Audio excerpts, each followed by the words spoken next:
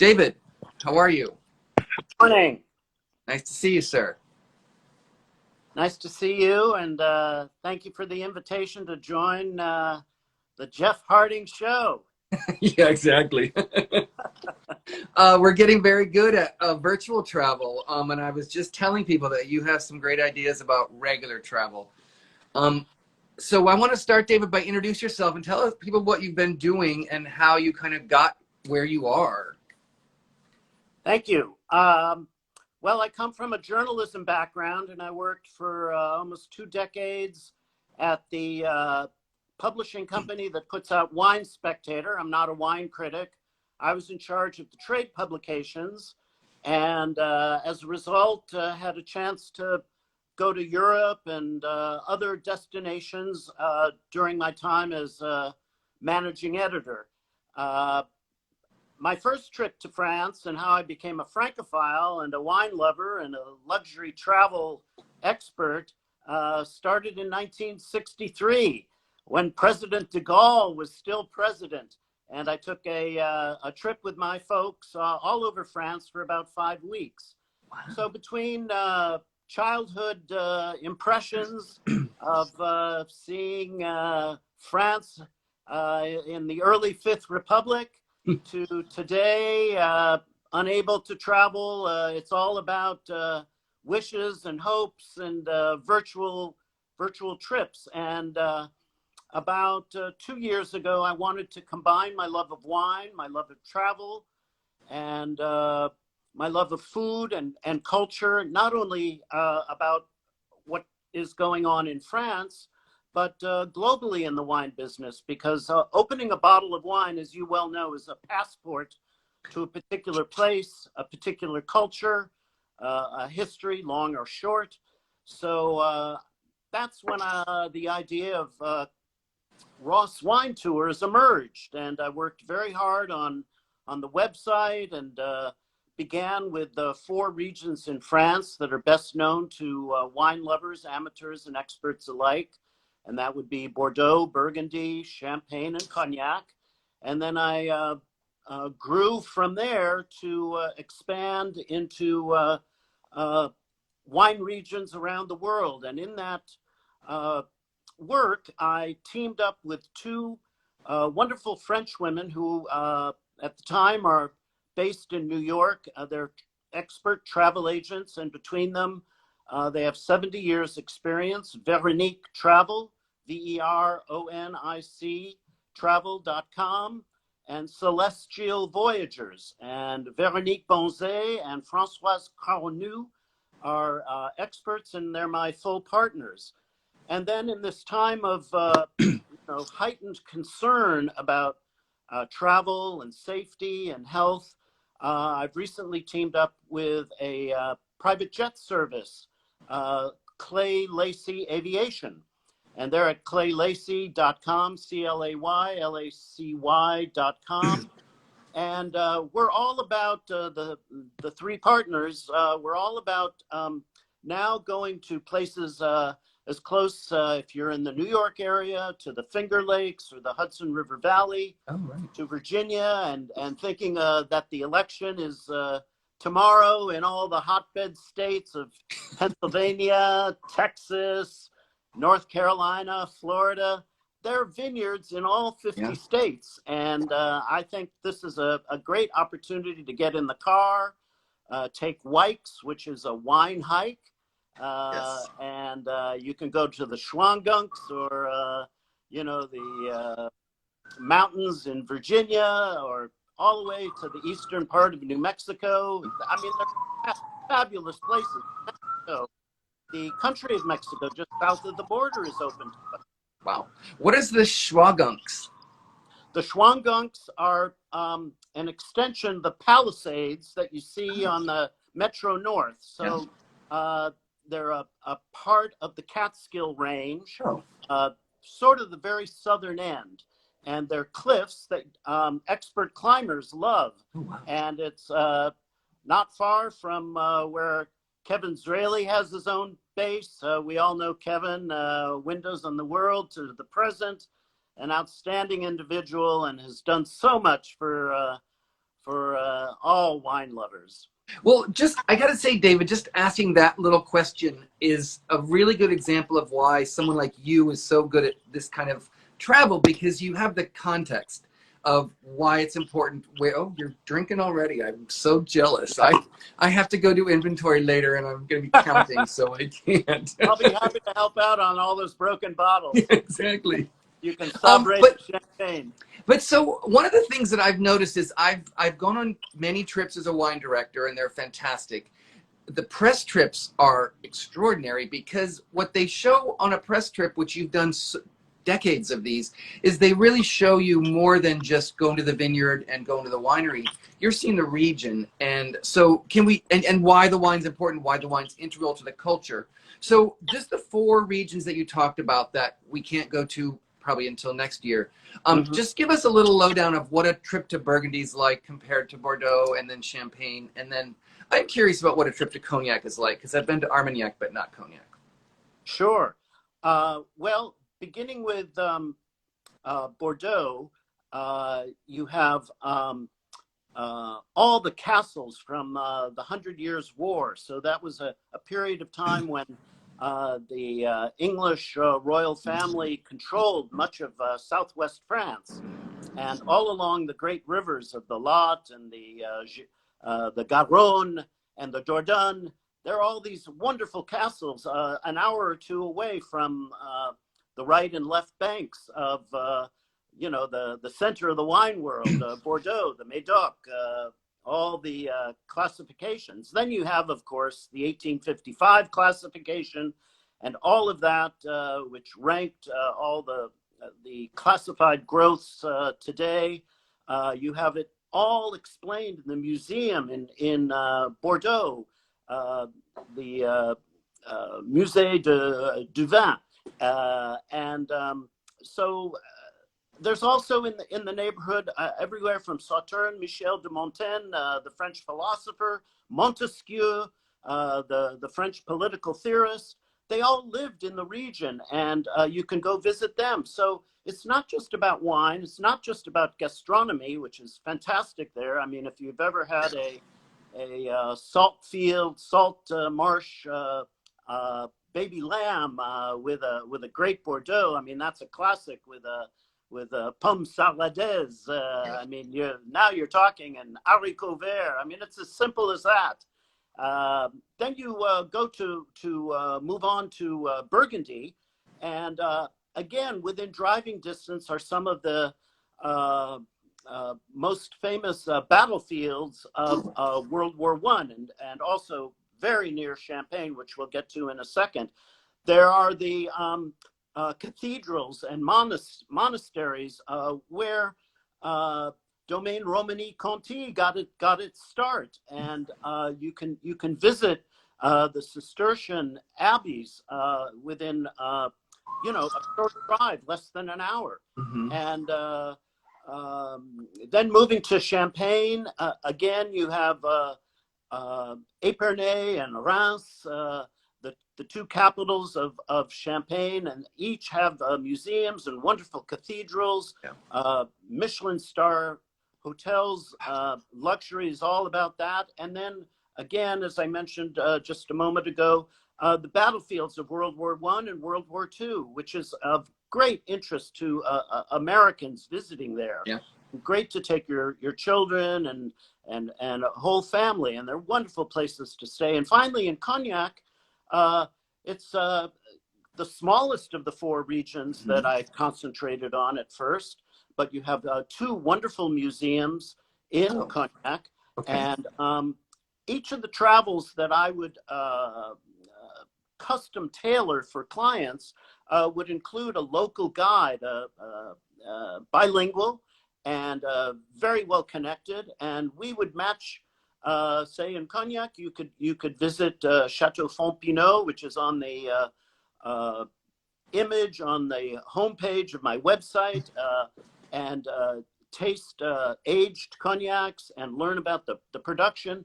And in all these trips, what's really critical, and what I try to do for prospective clients is match them up not with a docent or a guide as knowledgeable as they may be, but with the owners or the winemakers. I think that's critical, and you know that from your own travels, whether it's travel sponsored by a property or an importer, Right.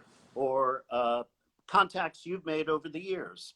And that's just something that you are pretty unique to be able to do, because you have those contacts as a journalist for so long, that it's the time sitting down having a meal with someone that you actually get to talk and have the cuisine of the region, but to really have an in-depth conversation about it, and you really learn, and it just becomes so much more, so that when you come back, you actually are reminiscent of those trips. That's absolutely true. And I'm thinking in the future, whether it's on a commercial flight or a private jet flight, bring along a sommelier such as yourself, a wine steward, and have the sommelier introduce the travelers to the wines even before you get to the region. And they can be a guide. You could be a guide, and we could discuss this for 2021 Yeah, and for sure. in the future.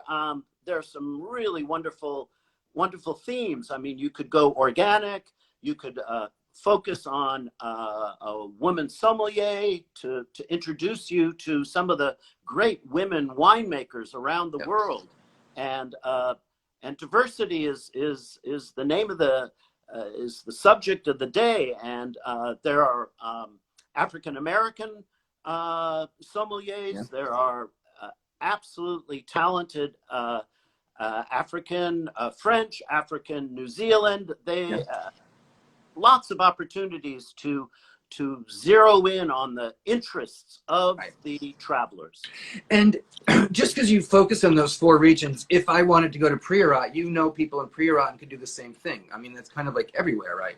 Yes, and in that regard, I would also work very closely with my network, including my 2 travel agents who have been sending people on gastronomic and cultural tours for decades. And if I don't know someone, I'm the first person to tell a prospective client I need to do more research, because I'm all about transparency and delivering the best possible experiences.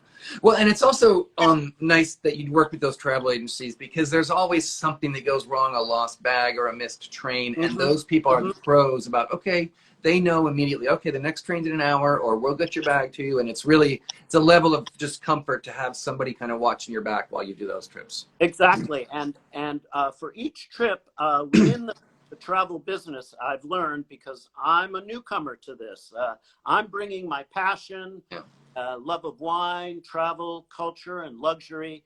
But in the travel business, when I am not on the actual trip, there's a person in each region that I would send a prospective a client to, which is called a destination manager. And they're the people who know the neighborhood, the region, the people, the wineries, and those people are critical, because I can't go on every single trip, much as I'd like to. Yeah, I need a destination manager here in New York for, like, what do I do now? That's awesome. Well, but so you know New York pretty well. So. Well, I get by. So we had a nice conversation last week about places that people can go right now, mainly North America. And can you kind of list a few, and then we'll just discuss about what's special about each of those, as far as a wine interest, and then just in general? Yeah, well, I did my homework, and I would say in the Finger Lakes region, you know, 3 or 4 hour drive from anywhere in the New York City area, New York, New Jersey, Connecticut. I recommend a pioneer of the Riesling grape, Weimer Vineyards. That's wonderful.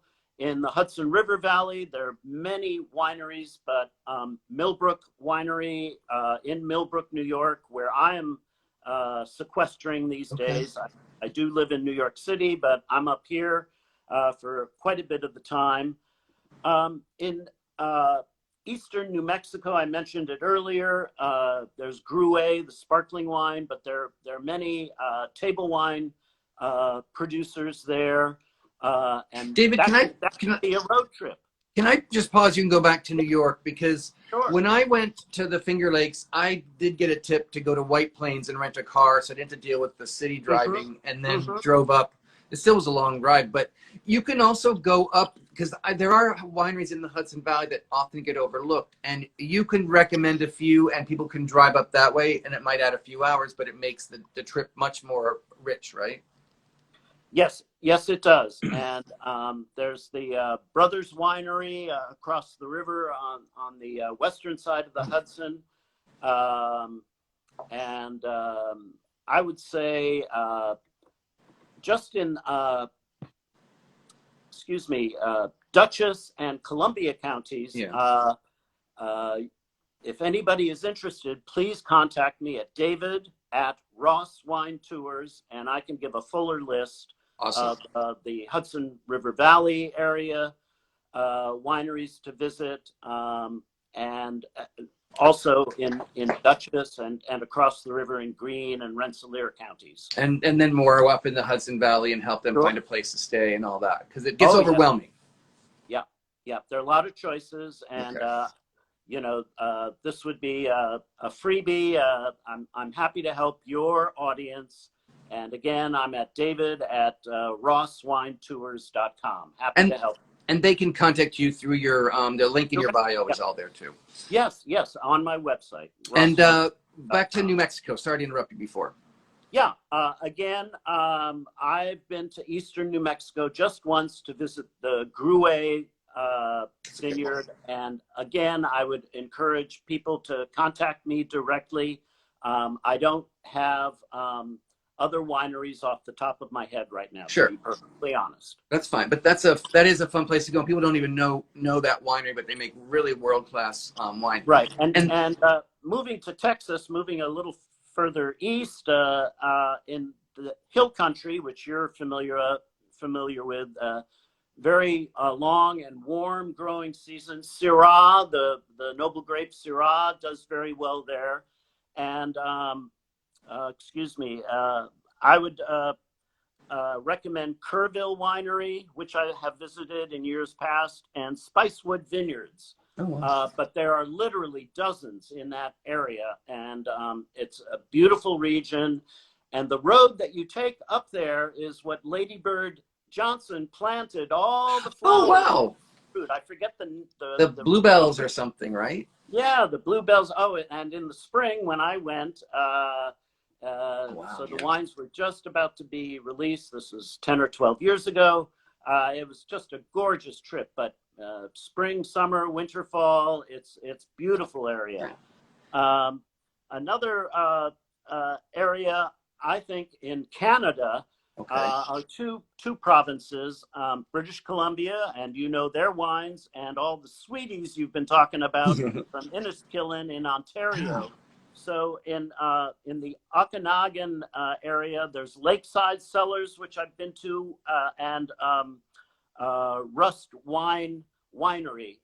And again, if anybody wants details, feel free to contact me. Yeah. And then I would say in Mexico, the Valle de Guadalupe, and forgive my my accent, but there are some world-class wineries emerging, and it's like Napa or Sonoma 50 years ago. It's very rustic. It's not very luxurious, but there's some nice places to go to. Yeah. And again, if anybody's interested, and and Mexico is open now. Right. People are traveling from all different destinations in the U.S. The only thing to pay attention to, and again, I would go to your state government websites, is to know how much time you have to sequester on return, and whether you have to have a negative test for COVID just before you leave Mexico, or that you can show to customs in case they ask for it. And it really varies state by state, but trips to Mexico are wonderful, especially in the wintertime. And then North Carolina, which is a Really? road trip from down 95 from here. Okay. There's the Biltmore Estate, and there are other wineries. And Biltmore is, of course, the mansion, the huge 20,000-acre estate of the Vanderbilt family. Okay. And it's a cultural destination of its own. And as I said, if you go to Pennsylvania, again, a relatively short trip to the Chadds Ford area, made famous by the artist Andrew Wyeth and his son. Oh. There is the Penn's Wood Winery over there, which I've been to once. So, there's really a wealth of short trips, medium length trips, whether you're in the Chicago area or in Denver,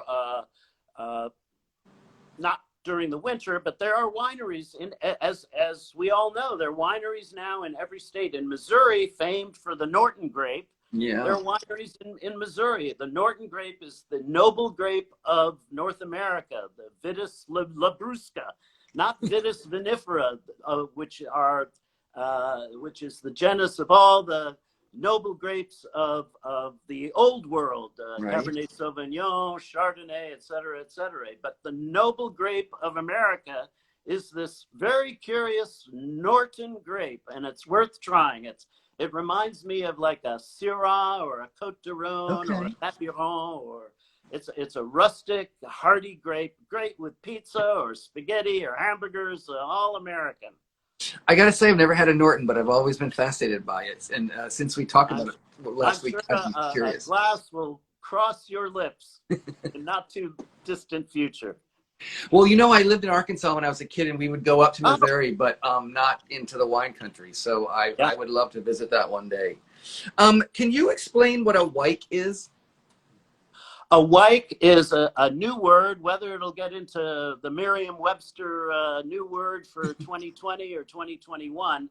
It's a combination of wine and hike. Okay. So, for example, Lonely Planet contacted me a while back and said, do you have a wyke in mind? And I said, what's a wyke? And I said, well, they told me a wine and a hike, so it's called a wyke. And I came up with one for Pauillac in the Médoc on the left bank. And you can start out from Jean-Michel Caze's fancy hotel, Hotel Cordillon Bage, in the little village of Bage. And that's Chateau Lynch Bage. Yeah, owner of Lynch Bage, and a great figure in the Bordeaux wine universe. And you can set out either on bicycle or by foot. By foot if you're on a wyke, and you could visit Lafitte, about 4 kilometers away. Right. And excuse me, not Lafitte, Mouton Rothschild. And, okay. And it's a circuit about 4 kilometers there, and you can do it in the morning and come back to the hotel, have a nice lunch, have a siesta, use the pool, and you're in the lap of luxury and enjoying all the culture and great wines of Pauillac. If you want to have a chauffeured car because you're tasting at a couple of chateaux along the Route D2, D2, we can arrange that as well. So this is all about custom-tailored, bespoke voyages, whether it's on foot, in a nice limousine, chauffeur-driven limousine, and we take care of everything from soup to nuts on a curated basis. Right. Becky Sue Epstein said she did that wyke, but they frowned on traveling by foot and not limo. So you have both covered, right? We have both covered, and the key to any itinerary, whether you plan it yourself or work through a travel agent or someone like Ross Wine Tours, is you contact the chateau, the vineyard, the owner in advance, and set up something. The French are a bit more formal, as you well know from your own travels, and they appreciate just the simple bonjour, monsieur, bonjour, madame, and the rest can be in English, because most of the great vineyard owners now are bilingual and pretty comfortable in English. But there's always someone on staff. But the important thing is to call ahead. You just don't drop in unless you're with your closest friends and surprise them. But you always call ahead or write ahead or email ahead. That is just absolutely critical, and that's what we do. So even if you arrive by foot at a first growth in Pauillac or Saint-Julien, we will have made all the advanced, detailed preparations for your welcome. And that letter of introduction and preparation makes all the difference. I mean, you can't do it without it, but having the intro makes it so much nicer. And you know that from your own experiences. Yeah, exactly. I want to go back to Canada a second, because there are Canada, like Joe Beef and some of the wine people who connected with that company and around Montreal there's some really fantastic Canadian wines. My friend Anna Christina is a big fan, and I did an interview with a guy, Vignoble Camille, near Quebec, and so that's another region that's quite close to us that you could help people find. Yes, again, with advanced knowledge. I will be honest again, I'm not familiar and have not visited a Quebec vineyard. I know maple syrup, A, B, and dark and super dark, but not, and I've gone sugar tapping in the spring, but I've not been to Quebec vineyards, so you're ahead of me there. Right. No, I haven't been either, but my point is that there are places out there that you have the wherewithal and the connections, and to put it into context, to make the introductions, to line up, put together a program, and that's what your expertise is. Yep. Yeah. Right. St. Lawrence Seaway on both sides, there are vineyards. Absolutely. Yeah. And I'm happy to hear you say that about the Corona stuff, because it sounds like you're up on all of that. And there's just, when I do my travels, I need a little hand-holding about that. And it sounds like you're the person for that too, to just kind of say, hey, absolutely. If someone's interested in a trip, whether across state lines, whatever state you're traveling from, and where you're going to, and what the state requires on entry, if they permit entry, because some are locked down right now, and what you need to expect on the way home, and these are very nervous times, and we're reading more and more about policies that either are in place or should be in place. That's part of what the election is about tomorrow. And so it's very important to be fully apprised. And again, for prospective clients, I can do some of the legwork, and working with some state websites, we can find out what you need to know in advance. And because you've done it so much, it's not a big deal. I have to say we're at the half hour, so I'll let you go. But I just talking to you, David, knowing that you've been in the industry so long, that you really have that perspective about telling people what to look for, what's important, how to say bonjour is an invaluable thing in France. To just simple. And you know those things.